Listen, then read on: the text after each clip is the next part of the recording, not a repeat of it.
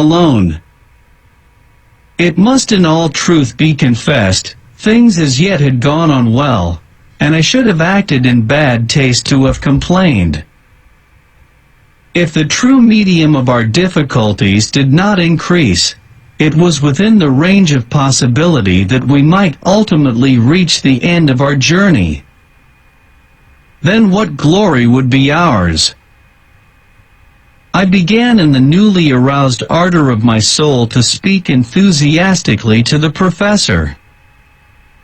Well, was I serious? The whole state in which we existed was a mystery, and it was impossible to know whether or not I was in earnest.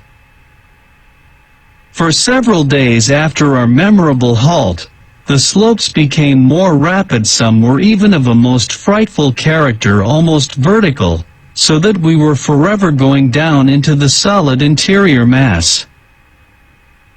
During some days, we actually descended 1.5 leagues, even 2 leagues towards the center of the earth. The descents were sufficiently perilous, and while we were engaged in them we learned fully to appreciate the marvelous coolness of our guide, Hans. Without him we should have been wholly lost. The grave and impassible Icelander devoted himself to us with the most incomprehensible sang-froid and ease, and, thanks to him, many a dangerous pass was got over where, but for him, we should inevitably have stuck fast. His silence increased every day. I think that we began to be influenced by this peculiar trait in his character.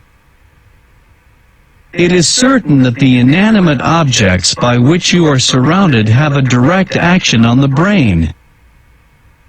It must be that a man who shuts himself up between 4 walls must lose the faculty of associating ideas and words. How many persons condemned to the horrors of solitary confinement have gone mad simply because the thinking faculties have lain dormant? During the 2 weeks that followed our last interesting conversation, there occurred nothing worthy of being especially recorded. I have, while writing these memoirs, taxed my memory in vain for one incident of travel during this particular period. But the next event to be related is terrible indeed. Its very memory, even now, makes my soul shudder, and my blood run cold. It was on the 7th of August. Our constant and successive descents had taken us quite 30 leagues into the interior of the earth, that is to say that there were above us 30 leagues, nearly 100 miles, of rocks, and oceans, and continents, and towns, to say nothing of living inhabitants. We were in a southeasterly direction, about 200 leagues from Iceland. On that memorable day the tunnel had begun to assume an almost horizontal course. I was on this occasion walking on in front. My uncle had charge of one of the Ruhmkorff coils, I had possession of the other. By means of its light I was busy examining the different layers of granite.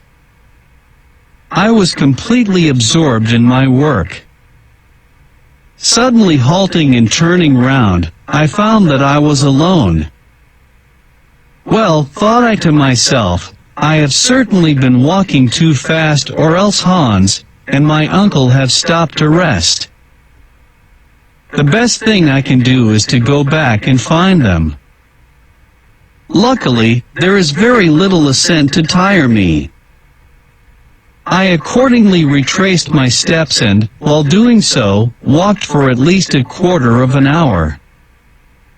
Rather uneasy, I paused and looked eagerly around. Not a living soul. I called aloud. No reply. My voice was lost amid the myriad cavernous echoes it aroused. I began for the first time to feel seriously uneasy. A cold shiver shook my whole body, and perspiration, chill and terrible, burst upon my skin. "I must be calm," I said, speaking aloud, as boys whistle to drive away fear. "There can be no doubt that I shall find my companions. There cannot be two roads. It is certain that I was considerably ahead. All I have to do is to go back." Having come to this determination, I ascended the tunnel for at least half an hour, unable to decide if I had ever seen certain landmarks before. Every now and then I paused to discover if any loud appeal was made to me, well knowing that in that dense and intensified atmosphere I should hear it a long way off. But no. The most extraordinary silence reigned in this immense gallery. Only the echoes of my own footsteps could be heard. At last I stopped. I could scarcely realize the fact of my isolation.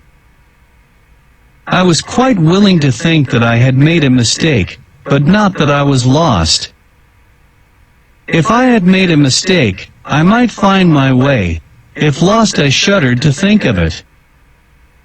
"Come, come," said I to myself, "since there is only one road, and they must come by it, we shall at last meet. All I have to do is still to go upwards." Perhaps, however, not seeing me, and forgetting I was ahead, they may have gone back in search of me. Still, even in this case, if I make haste, I shall get up to them. There can be no doubt about the matter. But as I spoke these last words aloud, it would have been quite clear to any listener had there been one that I was by no means convinced of the fact. Moreover, in order to associate together these simple ideas, and to reunite them under the form of reasoning, required some time. I could not all at once bring my brain to think. Then another dread doubt fell upon my soul. After all, was I ahead? Of course I was. Hans was no doubt following behind, preceded by my uncle. I perfectly recollected his having stopped for a moment to strap his baggage on his shoulder. I now remembered this trifling detail. It was, I believe, just at that very moment that I had determined to continue my route. Again, thought I, reasoning as calmly as was possible, there is another sure means of not losing my way, a thread to guide me through the labyrinthine subterraneous retreat, one which I had forgotten, my faithful river. This course of reasoning roused my drooping spirits, and I resolved to resume my journey without further delay. No time was to be lost. It was at this moment that I had reason to bless the thoughtfulness of my uncle, when he refused to allow the eider hunter to close the orifices of the hot spring, that small fissure in the great mass of granite. This beneficent spring, after having saved us from thirst during so many days, would now enable me to regain the right road. Having come to this mental decision, I made up my mind, before I started upwards, that ablution would certainly do me a great deal of good. I stopped to plunge my hands and forehead in the pleasant water of the Hansbach stream, blessing its presence as a certain consolation.